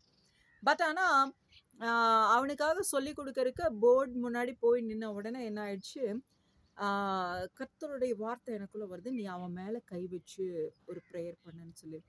எனக்குள்ள ஏன்னா அவன் நியூ கம்மர், சரின்னு சொல்லிட்டு எனக்கு வந்து அப்படி ஜெபம் பண்ணுறதுக்கு இஷ்டம் இல்லை. அப்புறம் வந்து ஆண்டவருடைய வார்த்தை அப்படியே பலமாக வருது, அவன் மேலே கை வச்சு ஜெபம் பண்ண அப்படின்னு. அப்போது நான் செய்ய மாட்டேங்கிறேன். 3வது டைம் கர்த்தருடைய வார்த்தையோட அவன் மேலே கையை வெய்யி அப்படிங்கிறாரு. அவன் மேலே கை வச்ச உடனே இப்போ நாங்கள் சொல்கிறோம், அப்பா மகனை வந்து நீங்கள் ப்ளஸ் பண்ணுங்க, இவனுக்கு வந்து என்னென்ன காரியங்கள் எல்லாத்தையும் சொல்லும் போது பார்த்துட்டிங்கன்னா ஒரு 2 நிமிஷம் ப்ரேயர் தாங்க. அவன் அந்த ப்ரேயர் முடித்த உடனே எழுந்து குதிச்சு சந்தோஷமாக சிரிக்கிறான். மேம் மேம் எனக்கு ரொம்ப சந்தோஷமாக இருக்குது, எனக்கு ரொம்ப சந்தோஷமாக இருக்குது, நீங்கள் என் மேலே யாரோ கை வச்சாங்க, கை வச்ச உடனே எனக்குள்ள இருள் ஒன்று வெளியே போச்சு மேம். மேம் நான் பார்த்தேன் மேம், என் கண்ணில் பார்த்தேன் மேம், அப்புறம் வெளிச்சம் நல்லா பிரைட்டாக எனக்குள்ளே வந்துச்சு ma'am. Ma'am I am very happy ma'am, நான் எப்படி வந்து 9th ஸ்டாண்டர்ட் வரைக்கும் இருந்தேனோ, சின்ன வயசுலேருந்து எப்படி இருந்தேனோ அப்படி நான் இருக்கேன் மேம். மேம் நான் ரொம்ப ஹாப்பியாக இருக்கேன் மேம், நான் ரொம்ப ஹாப்பியாக இருக்கேன், அப்படியே துள்ளி குதிச்சு சந்தோஷமாக சொல்கிறேன். எனக்கு தெரிஞ்சிருச்சு இதனுடைய விஷயம், பேக்ரவுண்ட் விஷயம் என்னென்னு எனக்கு தெரியும். அப்புறம் அவன் ரொம்ப சந்தோஷம் ஆனோன்னே சரி தம்பி, ஓகே, உன்னை வந்து ஜீசஸ் வந்து தொட்டிருக்காரு, அவர் உன்னை பிளஸ் பண்ணியிருக்காரு, இனி இனி எல்லாமே நல்லா இருக்கும். நீ வந்து நல்லபடியா லைஃப்ல சாதிக்கிறதுக்கு என்னென்ன விஷயங்களோ அது எல்லாமே இங்க நான் சொல்லி தந்துடுறேன், நீ இது படி மட்டும் நடந்துட்டா போதும் தம்பி அப்படின்னு சொன்னேன்னா அவனுக்கு ரொம்ப ஹாப்பி. அதுக்கப்புறமும் நிறைய சீக்ரெட் இருக்கு, அது இன்னொரு எபிசோட்ல கர்த்தருக்கு சித்தமானால் நான் சொல்றேன். அவன் போய் அவன் குடும்பத்துல என்னென்ன எல்லாம் செய்தான்னு சொல்லிட்டு அதன் மூலமாக இருளின் கிரியைகள் என்னன்னா அவங்க கண்ணுக்கு முன்னாடியெல்லாம் நடந்துச்சுன்னு சொல்லிட்டு நான் அதை சொல்றேன் உங்களுக்கு. சரி, ஏன்னா இப்போ நம்ம சத்தியத்துக்கு வர்றது இதுக்காக தான் நம்ம அதை சொல்ல வந்தோம். ஸோ இந்த மாதிரி நிறைய மிராக்கல்ஸ் நம்மளுடைய பிஸ்னஸ், ஆஃபீஸு, தென் வந்து ஸ்டூடெண்ட்ஸ் கிட்ட. இப்போ பிஸ்னஸ் பர்சனும் வருவாங்க, மேம் என்கிட்ட வந்து நிறையா க்ரோர் கணக்காக பேங்க் பேலன்ஸ் இருக்குது, நான் வந்து நிறைய டிகிரிஸ் படிச்சிருக்கேன், வெரி வெல் ஒரு செட்டில்டில் இருக்கேன், பட் இருந்தாலும் என்னோட எய்ம் இன்னும் வந்து அச்சீவ் பண்ண முடியல, அதுக்கு வந்து என்ன ஸ்ட்ரகிள், ஏன் வந்து என்னால் இன்னும் அதை ட்ரை பண்ண முடியல. அப்போ அவங்கள அந்த கேரக்டர் வைஸில் எந்த இடத்துல பேக்லாக் ஆகுதுன்னு சொல்லிட்டு அதை ஃபைண்ட் அவுட் பண்ணி அவங்கள அதில் மட்டும் டியூன் பண்ணி டெவலப் பண்ணுறது. தென் பார்த்துட்டிங்கன்னா இப்படி தான் ஒரு சார் வந்து, மேம் நான் பெரிய கோடீஸ்வரன், நான் வந்து சம்பாதிக்கணும்லாம் அவசியம் கிடையாது, நான் வந்து எனக்கு வட்டி வந்தாலே போதும் அப்படின்னு சொல்லி. பட் இருந்தால் ஆணுக்கு லட்சணம் சம்பாதிக்கிறது தானே சரி அப்படின்னு சொன்னால் அதெல்லாம் இவனுங்கிட்ட முட்டி மோதிலாம் வாங்க முடியாது மேம். அதாவது எல்லாமே நெகட்டிவ் தாட்ஸ், எல்லாமே நெகட்டிவ் சென்ஸ், எல்லாமே நெகட்டிவ் நெகட்டிவ் நெகட்டிவ். ஆமாம், நம்ம போயிட்டு யூனிட்டில் வந்து ஆர்டருக்கு போய் நின்றுட்டா நமக்கு முன்னாடி 10 பேர் நின்றுப்பான், அதையும் வாங்கி நம்ம செஞ்சு இவனுங்கிட்ட மண்டையை உடைச்சி வேலையை முடிச்சு வாங்கி அந்த பாக்ஸை அனுப்புறதுக்குள்ளே போதும் போதுன்னு ஆயிடும். அதுலேயும் இவன் 100 தப்பு பண்ணியிருப்பான், அதோட தான் நம்ம அனுப்பணும். அங்கே போனால் அவன் பணத்துக்கு வந்து அலைய வைப்பானுங்க, அதுலேயும் வந்து சில லாஸும் இருக்கும். இதுக்கெல்லாம் என்னம்மா, அதாவது நெகட்டிவ் நெகட்டிவ் நெகட்டிவ், எல்லாத்துலேயும் நெகட்டிவ். நான் சொன்னேன், சார் நீங்கள் இந்த கோர்ஸ் பண்ணி முடிக்கும்போது நீங்கள் நிச்சயமாக ஓன் பிஸ்னஸ் பண்ணிட்டு தான் முதல் கார்டு நீங்கள் வந்து கொடுப்பீங்க அப்படின்னு சொன்னேன். அதெல்லாம் முடியாது மேம், அதெல்லாம் பண்ண முடியாது மேம் அப்படின்னு சொன்னார். அப்புறம் சேலஞ்சிங்கோட தான் அந்த கோர்ஸில் ஜாயின் பண்ணார். பார்த்துட்டிங்கன்னா அவர் என்ன தெரியுமா சொன்னார் சேலஞ்ச் பண்ணும்போது, மேம் நானெல்லாம் 10 நிமிஷம் ஒரு இடத்துல உட்கார மாட்டேன் மேம், நீங்கள் என்னடான்னா 1 hour ஒரு செஷன் சொல்கிறீங்க, அப்போ வந்து 40 hours சொல்கிறீங்க, அப்போ 40 டேஸ்க்கு வரணுங்கிறீங்க, ஆனால் எப்படி மேம் நான் 10 நிமிஷமே உட்கார மாட்டேன், நான் சினிமா தேட்டருக்கு போனாவே ஒரு 15 நிமிஷம் கூட சீட்டில் உட்கார மாட்டேன் மேம் அப்படிங்கிறார். நான் சொன்னேன், சார் பரவாயில்ல சார், நீங்கள் சாதிக்கணும் அவ்வளோதான், அது நீங்கள் சீட்டில் உட்கார்றீங்களா இல்லை எழும்பி வெளியில் போகிறீங்களாங்கிறது நாங்கள் பார்த்துக்குறோம் அப்படின்னு சொல்லி. அப்புறம் அவர் சிரிச்சிட்டே தான் ஜாயின் பண்ணார். அவர் நல்ல மெச்சூர்டானவர், நான் அப்போ நல்ல யூத்து. அப்போ பார்த்துட்டிங்கன்னா அவர் சொல்ல, என் வயசு என்னோடய எக்ஸ்பீரியன்ஸ் கூட இல்லை உங்கள் வயசு, ஆனால் நீங்கள் என்கிட்ட சேலஞ்ச் பண்ணுறீங்க அப்படின்னாரு. அப்புறம் பார்த்துட்டிங்கன்னா அந்த மனுஷன் 1/2 hour ஸ்லாஷ் போட்டோம் நாங்கள் கோர்ஸுக்கு, பட் அவர் ஒரு நாளைக்கு 2 மணி நேரம் சீட்டை விட்டு அசையாமல் உட்காந்துருந்தார். பட் என்னுடைய சீட்டெலாம் வந்து பெரிய குஷன் சோஃபா அதெல்லாம் இல்லைங்க, நார்மல் பிளாஸ்டிக் சேர் தான். அதில் 2 மணி நேரம் உட்காருவார், 2.5 மணி நேரம். அந்த கோர்ஸினுடைய இன்ட்ரெஸ்ட், அதனுடைய அனலைட்டிக், அந்த அந்த டாபிக்ஸு ஈச் அண்ட் எவ்ரி ஒன்றும், அந்த பிரான்ச்சஸ் ரொம்ப இன்டீரியலாக போயிட்டு அனலைஸ் பண்ணிக்கிற அத்தனை காரியங்களும் அவர் அப்படியே உள்வாங்கி எடுத்து செய்வது. வித்தின் 20 டேஸில் அவர் முதல்ல யூனிட் போட்டு எனக்கு ஃபஸ்ட்டு விசிட்டிங் கார்டு கொடுத்தாரு. ஹல்லேலூயா. அப்படி நெகட்டிவ் சென்ஸான பர்சனை எல்லாமே பாசிட்டிவ் முடியும். அப்ஸ் அண்ட் டவுன்ஸ் எல்லாம் லைஃப்னா இருக்க தாங்க செய்யும், லைஃப்னா இருக்க தான் செய்யும். அதையும் நம்ம ஓவர் கம் பண்ணி ஃபேஸ் பண்ணி வெளியில் வரணும், அதுதான் மனிதன். பாருங்கள், இந்த ஸ்குரில் நான் சொன்னேன்ல ஆரம்பிக்கும் போது, அது கூட தன்னுடைய ஜீவனை காப்பாற்றிக்கிறதுக்கு அந்த பக்கெட் பார்த்துட்டு, அந்த ஸ்குரில் சைஸு இவ்வளோ உண்டு, அந்த பக்கெட் சைஸு நல்லா பெருசுலேருந்து இவ்வளோ சைஸு, அதுலேருந்து அது வெளியில் வரக்கு முயற்சி பண்ணுது, வாழணும்னு முயற்சி பண்ணுது. ஆண்டவர் பார்க்குறாரு, அது எவ்வளோ செகண்ட்ஸு அப்படி ஆயிடுச்சுன்னு எனக்கு தெரியல, பட் ஆண்டவர் வந்து அதற்குண்டான ஒரு மனுஷியை வெளியே கொண்டு வராரு, அடிமையை கொண்டு போய் அந்த பக்கெட்டை தள்ளி விட செய்கிறாரு, தண்ணி வெளியில் கொட்டுது, அந்த ஸ்குரல் வெளியில் வருது. முயற்சி பண்ணணும், நம்ம செயல்படணும். சரி, ஓகே, எல்லாத்துக்குமே இது கேரக்டர்ஸ் வெரி வெரி இம்பார்ட்டன்ட். கர்த்தருக்கு சித்தமான அதையெல்லாம் கொடுக்கறக்கு ஆண்டவர் வந்து சொன்னார்னா, அடியாள் எடுத்து பயன்படுத்துகிறாருன்னா நிறையா இருக்குது. அது வந்து உங்களுடைய வாழ்க்கையை மாற்றி போட்டு விடும். நீங்கள் எப்படிப்பட்ட நஷ்டத்தில் கஷ்டத்தில் இருந்தீங்கன்னா உங்களை உருவாக்குகிறவராக சாதிக்கிறவராக மாற்றிவிடும். ஹல்லேலூயா, கர்த்தருக்கு ஸ்தோத்திரம். சரி, அப்போது இதை எதுக்காக சொல்ல வந்தோம்னா, நிறைய அற்புதங்கள் அதிசயங்கள் சொல்லவே முடியாது. இப்ப பாருங்க உங்கள எடுத்து நான் ஒரு சாட்சி சொல்ல வந்தேன். இப்ப கன்டினியூவா 2, 3 சாட்சி வந்துருச்சு. இப்படிதான் ஃப்ளோ. அப்போ அநேக திரளான கர்த்தர் செய்த அற்புதங்கள், அதிசயங்கள். இது ஏன் அந்த ஐயா வந்து என்ன பண்ணுவாரு, டெய்லியும் எவ்ளோ மணி நேரம் அவருக்கு சொல்லப்போனா 1 மணி நேரம், 2 மணி நேரம் கூட லைன்லயே இருந்து லிசன் பண்ணுவார் பாருங்க. அப்ப நான் பாப்பாவ ஸ்கூல்ல விட்டுட்டு வர்றது கூட அந்த டிராவலிங் பக்கத்துல தான் இருக்கும் ஸ்கூல் அப்போ. இங்க மாரி கிடையாது. அங்க டவுன்ல. அப்போ போயிட்டு வரும்போது கூட அவரு வந்து ஒரு அப்பா போல தான் அவரு வந்து அவ்ளோ நல்லா எங்க அப்பா வந்து நல்ல ஃப்ரெண்ட்லி. அப்படியே சின்ன பசங்க மாரி நம்ம சொல்லிக் குடுக்கிறத நல்லா உன்னிப்பா கவனிச்சு கேட்டு வாழ்வார். அதே போல அவரும் இருந்தாரு. எனக்கு அது வந்து ரொம்ப சந்தோஷமா இருக்கும். அப்ப பார்த்துட்டீங்கன்னா, அவர் சர்டன் ஸ்டேஜ்ல என்ன ஆயிடுச்சு, அம்மா ஆண்டவர் வந்து உன்னை தீர்க்கதரிசியா தான் அழைச்சிருக்கிறாரு. ஆகையினால நான் வந்து சிவகாசி முழுசும் அழைச்சு தீர்க்க தரிசன முகாம் போடுறேன். நீ வந்துருமா அப்படின்னு சொன்னாரு. நான் சொல்றேன், இல்லைங்க ஐயா, நான் அது செய்ய மாட்டேன். பிகாஸ் ஆஃப் உங்களுக்கே தெரியும், இது வந்து ஊழியர்களை வணையணும்னு தான் ஆண்டவர் என்னை அழைச்சிருக்கிறாரு. அதை விட்டு வேற என்ன செஞ்சாலும் அது வந்து ஆண்டவர் தேவ சித்தத்துக்கு விரோதமா செயல்படுகிறதா. அதுக்கு பேசாம தேவ சித்தத்துக்கு விரோதமா செய்தா அது தேவ சித்தத்தின் கணக்குல வராது. பரலோகத்துக்குள்ள போக முடியாது. வேற ஏதோ ஒண்ணு செய்து நான் வந்து இன்கம் சோர்ஸ் பார்க்கறதுக்கு அதுக்கு என் தொழிலவே செஞ்சுட்டு போயிடலாமே. Are you understand that? என்னுடைய பிசினஸ் வந்து ஸ்டூடெண்ட்ஸ்களை உருவாக்குறது. அந்த மாதிரி ஒரு ஒரு ஜாய்ஃபுல்லான ஒரு தொழில் வேற ஏதாவது இருக்குமா? நீங்களே சொல்லுங்க. அப்போ நிஜமா சொல்றேன். ஒவ்வொரு காலேஜும் முடிச்சுட்டு அந்த பசங்களோட அந்த ட்ரெய்னிங்ல நல்லபடியா அந்த 2 நாள், 3 நாள் அந்த கன்டினியூஸ் கோர்ஸஸா இருக்குங்க. அவ்ளோ சந்தோஷமா இருக்கும். என்ன சொல்றது? உலகமே மறந்து போயிடும். ஆனா, அத்தன பசங்களும் உருவாகிடுவாங்க. ஒவ்வொரு சாப்டர், ஒவ்வொரு கேரக்டர் நான் சொல்லிக் குடுக்க அந்த கேரக்டர்லாம் அப்படியே உருவாகிடுவான். என்னோட ஸ்டூடெண்ட்ஸ்லாம் பார்த்துட்டீங்கன்னா, ஆம், என்ன சொல்றது? நிறையா காரியங்கள் சொல்லணும். இன்னும் உங்க டைம் வந்து அதிகமாயிட்டே இருக்கும். அதெல்லாம் இன்னொரு நாள் பார்த்துக்கலாம். ஸோ, இந்த மாரி அநேக ஆயிரம் காரியங்கள். நான் சொன்ன தேவ சித்தம் அல்லாமல் செய்கிற எந்த ஒரு காரியமுமே, அது வந்து நமக்காக செய்கிறது. நமக்காக செய்கிறது எதுவும் பரலோகத்துக்கு கொண்டு போகாது. ஸோ, நான் செய்ய மாட்டேங்க ஐயா அப்படின்னு சொன்னா, அவர் சொல்றாரு, இல்லம்மா செஞ்சா ஒண்ணும் தப்பில்ல. ஊழியக்காரவங்க எது எது செய்யணும், செய்யக்கூடாதுன்னு சொல்றதுக்கும், அதை கண்டிச்சு நேர்த்தியான முறையில தேவ சித்தத்தை மட்டும் செய்யுன்னு கண்டித்து உணர்த்துவதற்குமே அழைத்த அழைப்புல இருந்தேன். நான் என்னை வந்து வெளியில கொண்டு வர மாட்டேன். ஏன்னா ஆண்டவர் எனக்கு வந்து சொல்லிக் குடுத்ததே அதான். ஆரம்ப காலத்துல எடுத்தோன்னே ஊழியத்த வந்து உடனே செய்யணும்லாம் குடுக்கல. 2 வருஷம், 3 வருஷம் அவர் பாதத்துல மட்டுமே உட்கார வச்சார். அது கரெக்ட்டா வந்து பாப்பா பொறந்ததுக்கப்புறம் அந்த 3 வருஷம் அதுக்கப்புறம் ஸ்கூலுக்கு பாப்பா ஜாயின் பண்ணதுக்கப்புறமும் 1 வருஷம். கிட்டத்தட்ட 4 வருஷம் நல்லா புடமிட்டார் ஆண்டவர். உன்னை வந்து வழிவிலக செய்கிறவங்க ஒரு சாதாரண மனுஷனாலாம் இருக்க மாட்டாங்க. பெரிய பெரிய ஜாம்பவான்களா தான் இருப்பாங்க.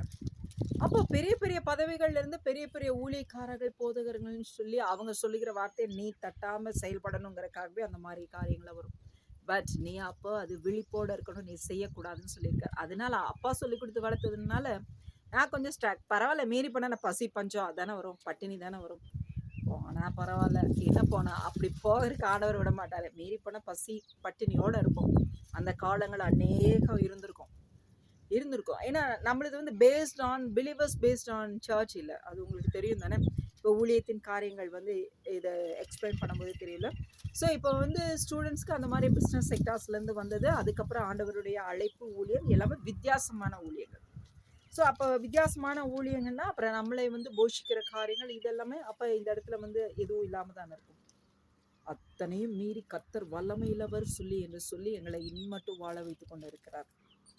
அப்போ அந்த ஐயா வந்து சொன்னார், ஏம்மா என்னம்மா நீங்க வந்து ஒவ்வொரு காலேஜும் போயிட்டா உங்களுக்கு வந்து எவ்வளோ கனம் பண்ணி கொடுப்பாங்க, அதை காட்டிலும் அதிகமா நான் உங்களை கனம் பண்ணி அனுப்புறேன் அப்படின்னு சொல்லும்போது, ஐயா உங்களுக்கே நல்லா தெரியும், நீங்க என்னிடத்துல பழகின இத்தனை வருடத்திலும் கர்த்தருடைய வார்த்தை அல்லாமல் நான் எதுவும் செய்ய மாட்டேன் அப்படின்னு சொல்லும்போது அவருக்கு ரொம்ப மனஸ்தாபம்.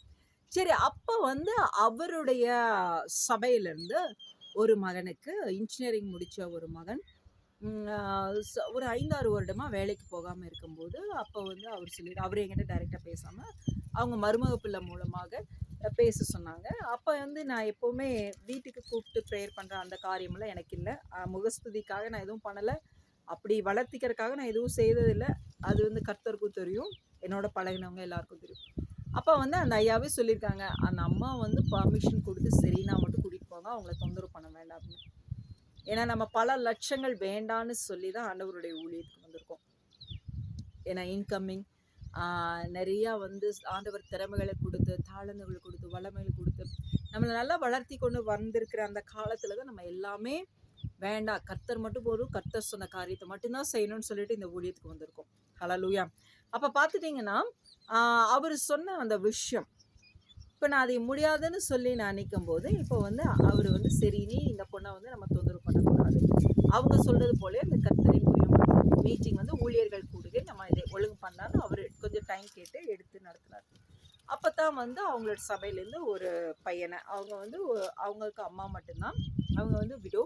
அவங்க ரொம்ப கஷ்டப்பட்டு வளர்த்துன அந்த பையன். ஆனா என்ன ரீசன் தெரியல 5, 6 வருஷமா வேலைக்கே போ மாட்டேங்கிறான் படிச்சு முடிச்சதுலருந்து.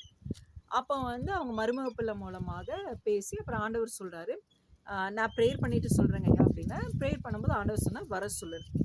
அப்ப அந்த பையன வர சொன்னோம். அடுத்த நாளே அவங்களுடைய மருமகன கார்லயே கூட்டிட்டு வந்துட்டாரு. அங்க சிவகாசிலேருந்து. அப்ப கூட்டிட்டு வந்தோனே பார்த்துட்டீங்கன்னா, அவங்களுக்காக அடுத்த நாள் அவங்க வந்த உடனே நம்ம வந்து கர்த்தருடைய வார்த்தைகள் வருகிறது. அவர்களுக்காக ஜெபிக்கிறோம். ஜெபிக்கும்போது அவரிடத்துல அந்த பையனிடத்துல வந்து இருளின் வந்து கிரியைகள், அந்த ஸ்பிரிட்டினுடைய அட்டாக்ஸ்.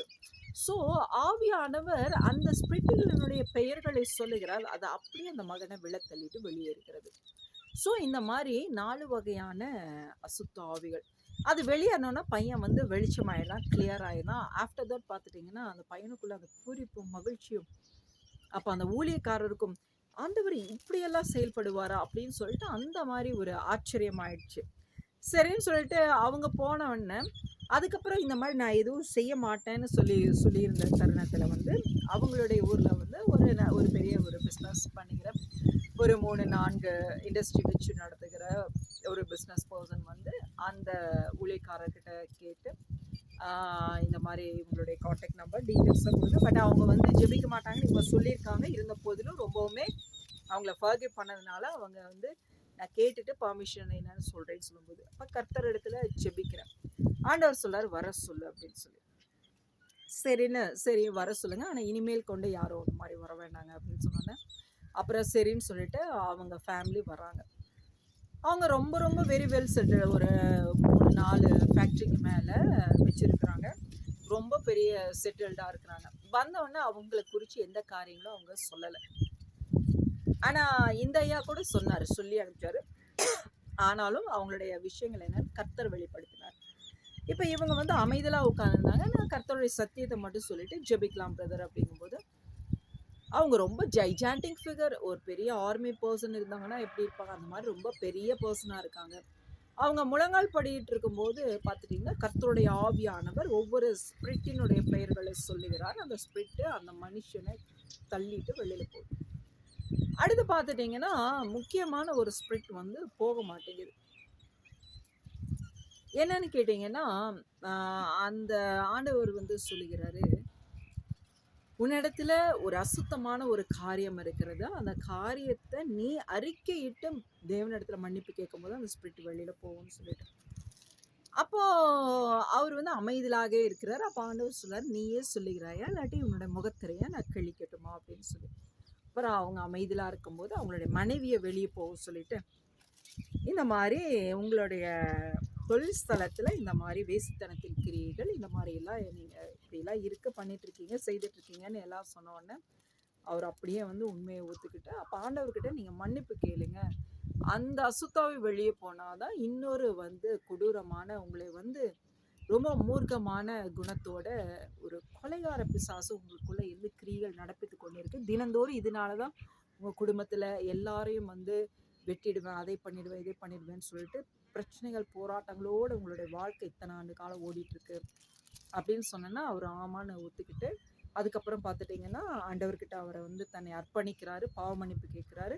அந்த அசுத்தாவி வெளியே போனோம்னா, அடுத்த அசுத்தாவியும் வெளியில போகுது. இப்ப அந்த மனிதன் வந்து கிளியர் ஆயிடுறாரு.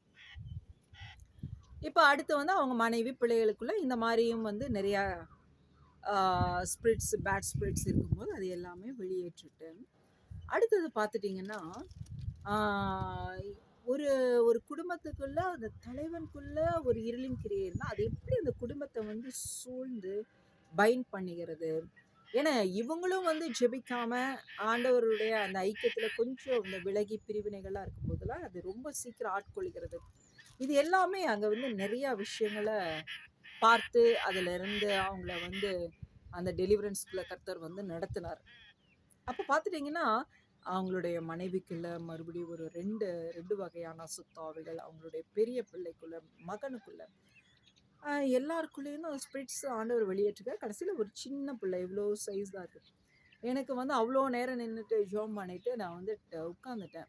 சேர்ல உட்காந்தோனே, அந்த சின்ன பிள்ளைய பார்த்தோனே எனக்கு ரொம்பவுமே ஆ மனசு ரொம்பவுமே கலங்கிருச்சு. இந்த சின்ன பிள்ளைக்குள்ளயுமா இந்த பிசாசின் கிரியை?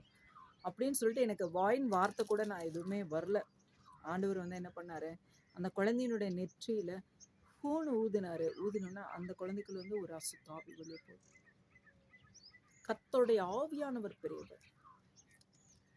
ஸோ இது வந்து என்ன காரியங்களுக்காகன்னா, இந்த இடத்துல நீங்க வந்து தெரிஞ்சுக்கொள்ளணும். ஒ ஒ கர்த்தர் மனிதர்களை விடுவிக்கிறார்னா ஓகே. ஆனா அது நிமித்தம் அந்த குடும்பத்துக்குள்ள இருக்கிறவங்க பிசாசு போய் தொலைஞ்சிருச்சுன்னு சொல்லி நிம்மதியா போய் வாழணும். அதை விட்டுட்டு போன பிசாசு என்ன பிசாசுன்னு சொல்லி தூண்டக்கூடாது. அதை கொக்கி போட்டு ஆராய்ச்சி பண்ணி கேட்கக்கூடாது. இதுல வந்து என்னாச்சுன்னு கேட்டீங்கன்னா, சரி அவங்க எல்லாமே நல்லபடியா விடுதலையோட ஊருக்கு போயிட்டாங்க. அதுல அவங்க மனைவி என்ன ஆயிடுச்சுன்னா, சும்மா நாள்லயே சும்மா இருக்கலாம். இதுல என்னிடத்துல கூப்பிட்டு என்ன கேட்குறாங்க, "சிஸ்டர் அந்த இவரு வந்து தப்பு பண்ணாரே, அந்த லேடி யாரு சிஸ்டர்ன்னு?" என்கிட்ட கேட்குறாங்க. நான் சொன்னேன், "நான் கர்த்தருக்கு தாங்க ஊழியம் செய்றேன். இதெல்லாம் நான் வந்து யார்கிட்டயும் வெளியில எல்லாம் பேச முடியாது" அப்படின்னு. அந்த அம்மாவுக்கு அப்படியே மூஞ்சில அடிச்ச மாரி ஆயிடுச்சு. அட உங்க குடும்பத்துல இருக்கவங்க கட்டுகள்ல இருந்து விடுதலை ஆண்டவர் வந்து செய்கிறாரு. அப்ப இவ்ளோ நாள் இருந்த பிரச்சனை போராட்டம்லருந்து விடுதலை. அப்ப அவ்ளோ வருஷங்களும் அந்த மனிதன் ஏதாவது ஒரு ஆயுதங்கள எடுத்து அவங்கள வந்து எவ்விதத்தினாலும் கொலை பண்ணணும். இல்ல அவங்களுடைய சண்டை, பிரச்சனை, போராட்டம் விடிய விடிய இப்படியே போர்க்களமா இருந்திருக்கு. அ அப்ப அந்த சமயத்துல வேற ஊழியக்காரங்கள அவங்க ஊர்ல இருக்கிறவங்கள கூப்பிட்டாலுமே வந்து ஜெபிக்கிறது இல்ல. ஃபோன்ல கூட அடுத்த நாள் காலையில தான் கூப்பிட்டு ஜெபிப்பாங்களாம். கர்த்தர் அவ்ளோ பெரிய ஆபத்து போர்க்களத்திலிருந்து விடுவித்தாரு. அதுல இருந்து நிம்மதியா இனிமேல் நம்ம வாழ்வோம்ன்னு சொல்லிட்டு இல்லாம, இந்த மாரிலாம் யாராவது இருக்கீங்களா? தயவு செய்து சொல்றேன். இந்த மாரி எல்லாம் அசுத்தத்தின் கிரியைகள் உங்கள் இடத்துல இருந்து வெளியேற்றி, கர்த்தர் விடுதலை கொடுத்தா சந்தோஷமா போய் உங்க குடும்பத்துல வாழ ஆரம்பிங்க. மறுபடியும் வந்து போன பிசாசு என்ன? இவன் தப்பு பண்ணுன பழைய ஹிஸ்டரி என்னன்னு அப்படி புரட்டி போட்டீங்கன்னா, ஆண்டவர் சொல்றாருல்ல, உன்னிடத்துலேருந்து பிசாசு வெளியில போச்சுன்னா, அது வெளியில போய் வீட்ட விட்டு வெளியில வந்து அப்படியே அலைஞ்சு வறண்ட நிலத்துல பாலைவனத்த அலைஞ்சு திரிந்தது போல என்ன பண்ணும்? திரியும். திரும்பவும் அது என்ன பண்ணும்? வந்து பார்க்கும். என்னன்னு சொல்லு?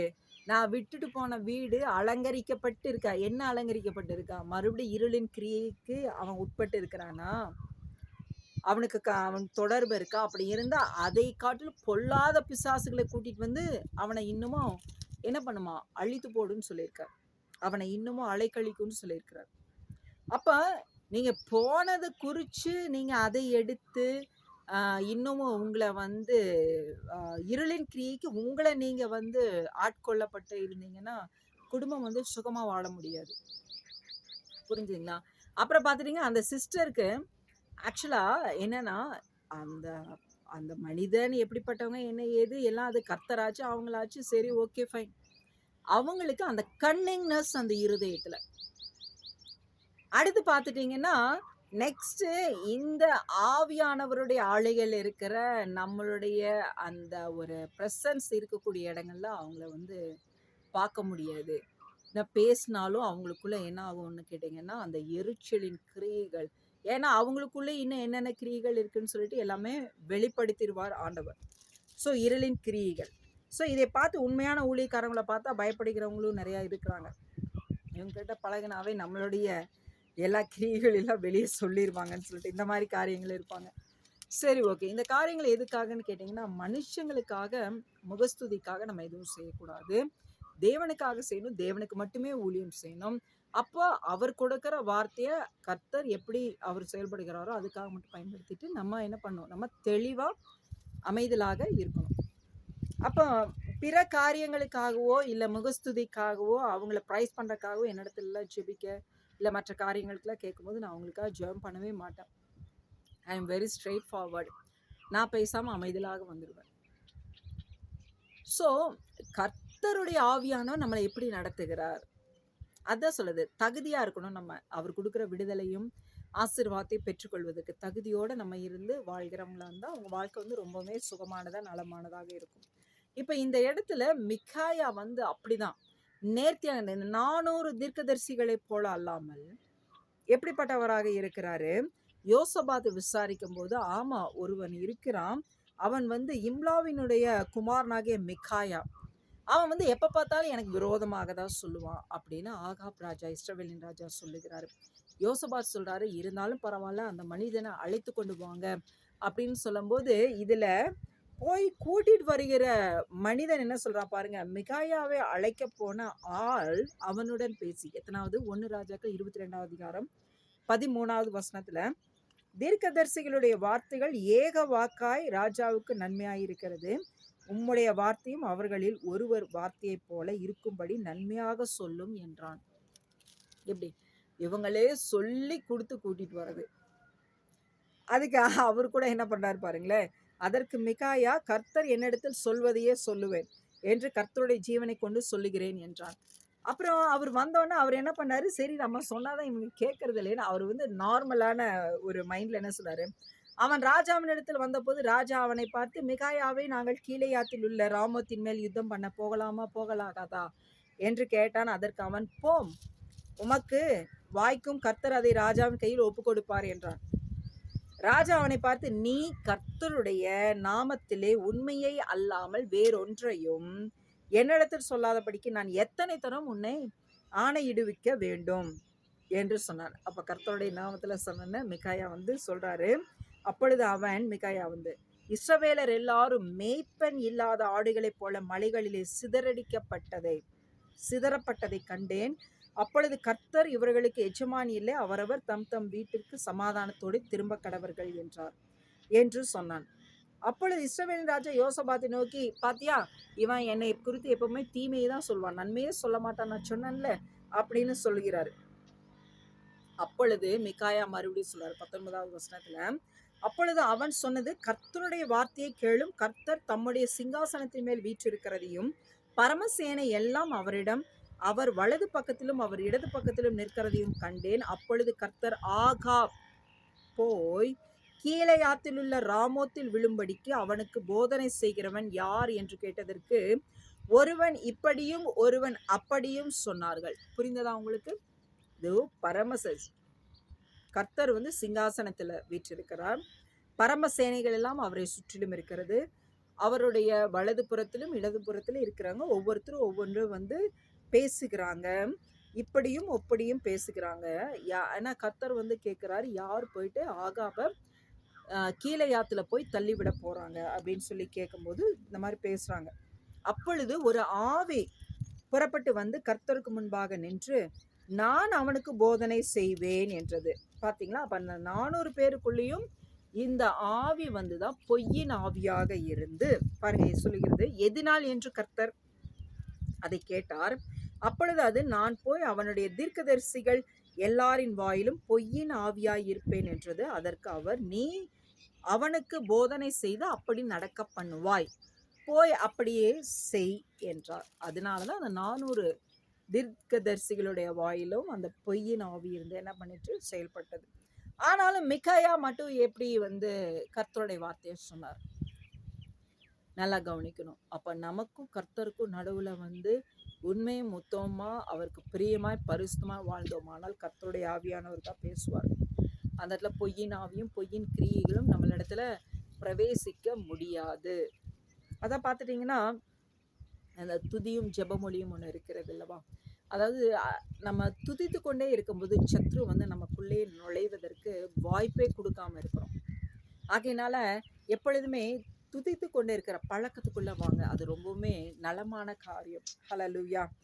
பாருங்க 23ஆம் வசனத்துல, ஆதலால் கர்த்தர் பொய்யின் ஆவியை இந்த உம்முடைய தீர்க்கதரிசிகளாகி இவர்கள் எல்லாருடைய வாயிலும் கட்டளையிட்டார். கர்த்தர் உம்மை குறித்து தீமையாக சொன்னார் என்றான். அப்பொழுது கேனானாவின் குமாரனாகி சிதேக்கியா கிட்டே வந்து மிகாயா, இன்னொரு தீர்க்கதரிசி வந்து என்ன பண்ணாரு, மிகாயா அவனுடைய கன்னத்துல அடித்து, கர்த்தருடைய ஆவி எந்த வழியாய் என்னை விட்டு உன்னோட பேசும்படி வந்தது என்றான். அப்போ ஆண்டவர் ஒருவரை கவிழ்த்து போடுவதற்கும், அவன் பாத்திரமுள்ளவனா அவனிடத்துல ஏதோ சில காரியங்கள் இடரலாக இருக்கும்போது தான் அவனிடத்துல அந்த மாதிரி கிரியைகள் நடப்பிக்கப்படுகிறது. இப்ப மிகாயா எவ்விதத்திலும் பரிசுத்தமா கர்த்தருக்காகவே வைராகம். எப்படி அவர் கர்த்தருக்காக வைராகியமா இருக்கிறாரு, பின்னாடி பாருங்க பனிஷ்மெண்ட் கொடுக்குறாரு, அப்போ அவர் உண்மையா இருக்கிறார். இதுதான் கர்த்தருக்காக உண்மையாய் தெளிவாய் நம்ம ஓடும்போது அதுல நேரிடுகிற நம்ம சந்திக்க போகிற காரியங்கள் எதுவாக இருந்தாலும் நம்ம அதுல நிலைத்து வைராக்கியமா தெளிவா நிற்கிறோமா, அதான் கர்த்தரோட ஓடுகிற ஓட்டம். ஹல்லேலூயா.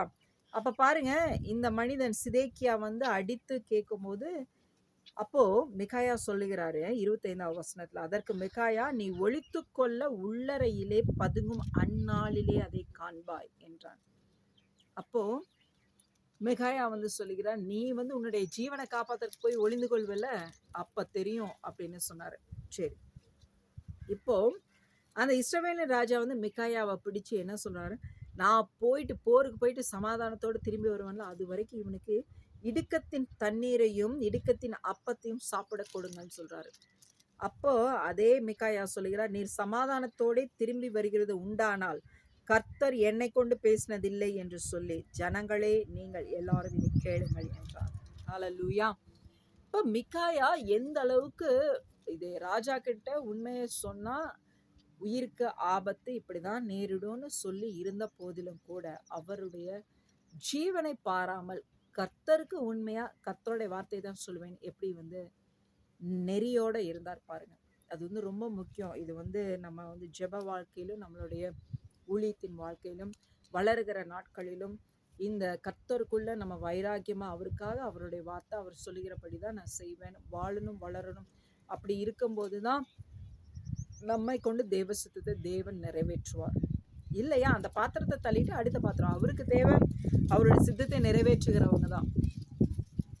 சிறிய பிள்ளையோ வாலிபனோ வயதானவங்களோ அது இல்லை அவருக்கு கணக்கு.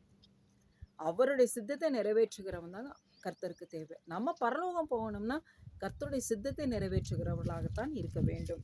ஹல்லேலூயா. அப்புறம் பாருங்க, இந்த இஸ்ரவேல் ராஜாவும் யோசபாத்து, யூதாவின் ராஜா யோசபாத்தும் போறாங்க. ஆனா யோசபாத்து கிட்ட இஸ்ரவேல் ராஜா வந்து சொல்றாரு 30வது வசனத்துல, யோசபாத்தை நோக்கி, நான் வேஷம் மாறி யுத்தத்தில் பிரவேசிப்பேன், நீரோ ராஜவஸ்திரம் தரித்திரும் என்று சொல்லி இஸ்ரவேலின் ராஜா வேஷம் மாறி யுத்தத்திலே பிரவேசித்தான். ஓகே, நீ வந்து ராஜவஸ்திரத்தோட யுத்தத்தில் இரு, நான் வந்து யுத்தத்தில் இறங்கி நான் வந்து சராசரியாக வந்து யுத்தம் பண்ணுறேன்னு சொல்லி பாடுறேன். அப்போ தேவன் வந்து சொன்ன அந்த வார்த்தையை அந்த ஆகாப் வந்து லிசன் பண்ணுறான்.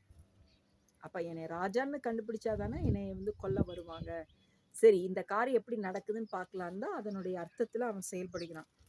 அப்போ வந்து சீரியாவின் ராஜா தனக்கு இருக்கிற ரதங்களில் 32 தலைவரையும் நோக்கி சீரியாவின் ராஜா கட்டளை கொடுக்கிறார், நீ போயிட்டு எல்லாரையும் வந்து அழிக்க வேண்டாம், யாரும் இஸ்ரவேலின் ராஜாவை மட்டுமே நீ என்ன பண்ண வீழ்த்தி போடு அப்படின்னு வந்து சொல்லுகிறார். நீங்கள் சிறியவரோடும் பெரியவரோடும் யுத்தம் பண்ணாமல் இஸ்ரவேலின் ராஜா ஒருவனோட மாத்திரம் யுத்தம் பண்ணுங்கள் என்று கட்டளையிட்டிருந்தான்.